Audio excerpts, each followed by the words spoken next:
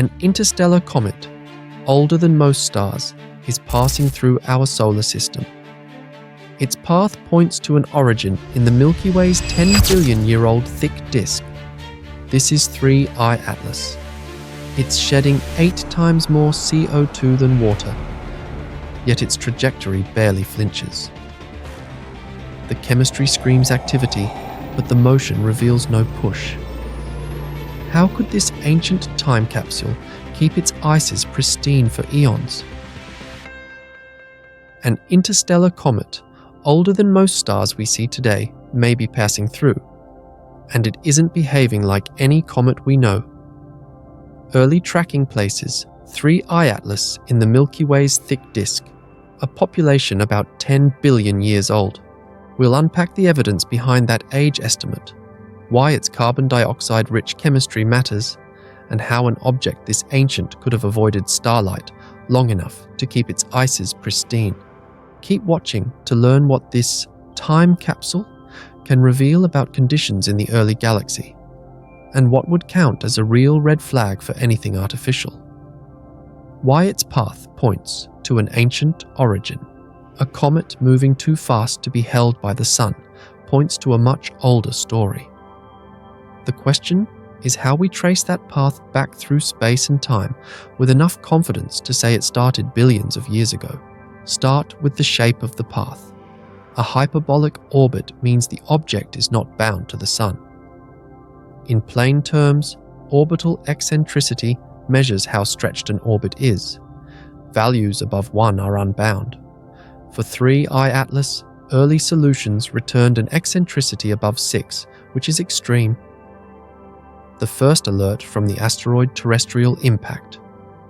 Last alert system in July 2025 triggered quick follow-up.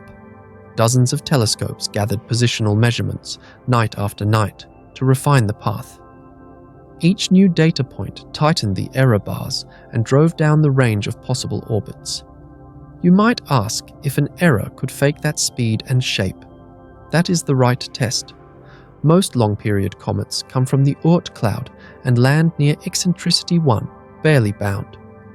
Interstellar objects are rare, so the burden of proof is high. Astronomers respond by doing astrometry, which is careful measurement of an object's position against background stars. Fit the entire set over many nights, and the math either leaves room for a bound path or it does not. Here, the best fit solutions stayed well above 1, even when analysts allowed for measurement noise and outgassing effects. That makes a bound orbit an unlikely hypothesis. The inbound speed adds another constraint. The measured velocity relative to the Sun was about 58 kilometers per second, which is far above what solar system comets show far from the Sun. High speed matters because gravity from planets can bend a path but cannot conjure energy from nowhere. If you come in that fast on a trajectory already hyperbolic, you are unbound long before entering the heliosphere. Once the orbit is secure, researchers place the path in the galaxy. They run traceback models that include the Sun's motion, the Milky Way's rotation, and the gravity of nearby stars. These models produce an entry vector, which is the direction and speed with which 3I Atlas approached before the Sun significantly altered its course. That entry vector lines up with the kinematics of the thick disk, a major component of our galaxy composed of older stars with higher random speeds. Let's define the thick disk in simple terms. The Milky Way has a thin disk, where the Sun lives, and a thicker, puffier layer above and below it. The thick disk holds stars that formed roughly 10 billion years ago, moving with larger velocity dispersion and showing different chemical patterns, like lower metal content. A link between a comet-like body and thick disk kinematics is unusual because typical comets trace back to the Sun's thin disk neighborhood and the Oort cloud, which share the thin disk's orderly rotation. Could something else push the orbit to appear interstellar? Two alternatives come up. One is data systematics, like calibration issues. The other is unmodeled gravitational tugs. Both are checked by comparing independent observatories, filters, and reduction pipelines. The agreement across sites and the stability of the hyperbolic solution after adding more nights of data argues against those alternatives. That is why the consensus view treats 3I Atlas as a genuine interstellar visitor. Put together, the path is not just unbound, it points back to an ancient, colder birthplace. An object moving with thick disk speeds likely formed in a system where ices could survive, then was ejected and left largely untouched in deep space for eons. That makes 3I Atlas a plausible 10 billion year time capsule. If the trajectory preserves its age, the chemistry can tell us how the ices stayed preserved in the dark between stars. A CO2-rich comet that refuses to budge. JWST catches carbon dioxide streaming off 3I Atlas, about 8 times more CO2 than water, yet its path stays almost perfectly on course. That pairing raises a mechanical question. Outgassing, which is vapor escaping from heated ice, acts like tiny thrusters. In most comets, you see that as non-gravitational acceleration, a small but measurable nudge that shifts the orbit beyond what gravity alone predicts. Here, the thrust signal looks strong in the spectra, but the trajectory barely flinches. Let's ground this in the observations. Hubble images show a narrow teardrop-shaped coma, the diffuse envelope of gas and dust around the nucleus. That shape hints at organized outflow, not a chaotic spray. JWST's infrared spectra add the chemical breakdown. CO2 dominates, while water lines are weak at similar solar distances, where solar system comets switch to water-driven activity. In plain terms, a volatile we expect to blow off early is doing the heavy lifting. If so, we should see a push. We do not. That mismatch sets up two main hypotheses. One is a mass and density solution. If the nucleus is larger or more compact than expected, the same gas thrust would produce a smaller acceleration. The other is a geometry and distribution solution. If vents are spread around the surface, or if the active area behaves symmetrically, the forces can cancel out and mask any net push. Both ideas can match parts of the data. Neither is confirmed. Here is the density context. Typical comet bulk density clusters around 0.5 gram per cubic centimeter, about half the density of water. That reflects a porous, icy interior with voids. A metal-like density would be extraordinary. It would imply a composition or structure that looks more like iron-rich rock than a fluffy comet. The consensus is that such a high density is an unlikely hypothesis without strong size constraints and independent mass estimates. We do not have those yet. Some have floated an artificial origin hypothesis, citing reports of odd radio signals or prime number claims.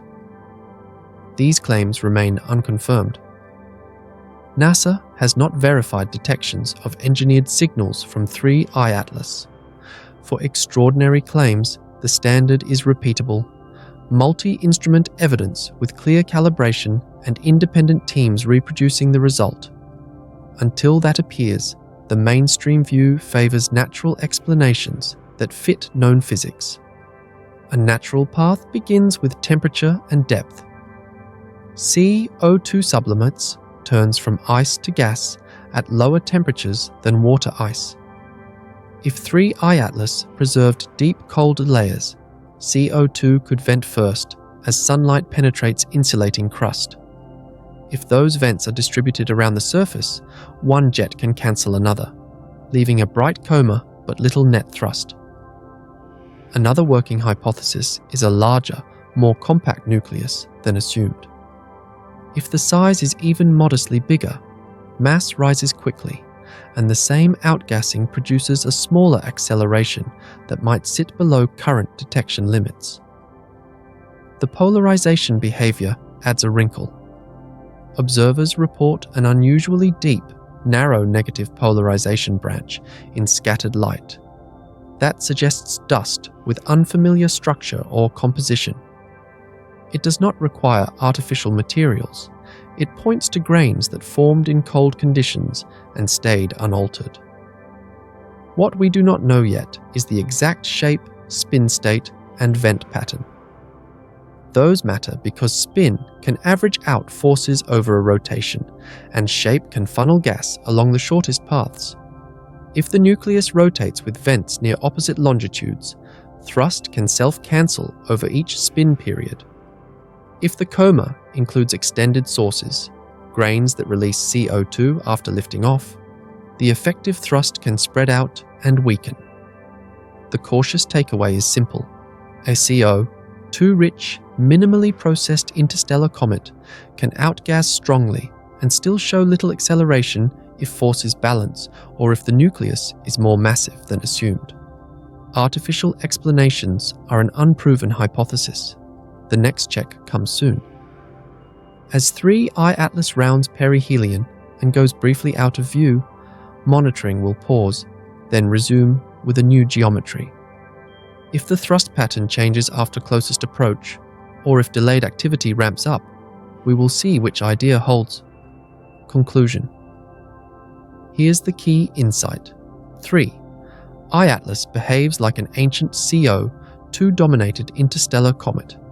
Its strong carbon dioxide activity, paired with almost no measured shove from outgassing, points to cold, early galaxy materials that stayed stable for billions of years.